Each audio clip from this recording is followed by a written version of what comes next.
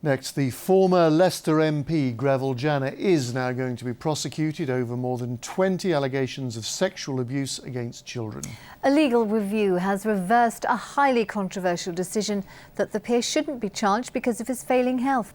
Our social affairs correspondent Jeremy Ball is in Leicester for us tonight. Jeremy, good evening to you. Now, this is a pretty major development, isn't it?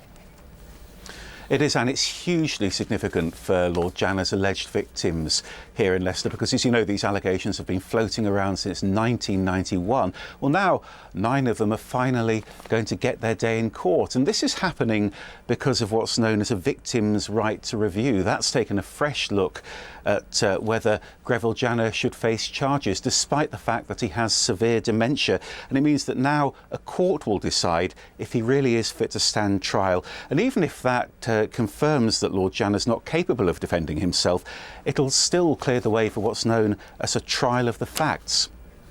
So what does this achieve? Well, it's not going to lead to any conviction or criminal sentence, but what it is going to do is it'll lead to a legal decision about whether the peer committed some very serious crimes. Now, as you know, he's always denied all these allegations, but today I've been speaking to Paul Miller, who's one of Lord Janner's alleged victims. Paul says he's still very angry about the way the Director of Public Prosecutions has handled this case, and he's pleased that Alison Saunders' original decision has now been overturned. I'm really glad that the evidence is going to be heard in court, as it should be, as in every other case. You know, this is England. You know, our justice system is supposed to be second to none in the world. Alison Saunders, surely she's got to be fired. Sacked? She needs to be sacked? I want her to be fired. I don't want her to resign. I want her to be fired. So does the Director of Public Prosecutions accept that she got it wrong? No, she says, look, this was a really difficult decision, a borderline case with strong arguments both for and against prosecution, and she says she's not stepping down. It was a very finely balanced decision, and my concern was not just about making sure we had the evidence, which we did, but making sure that we also took into account what the complainants wanted, hence why I contacted the inquiry.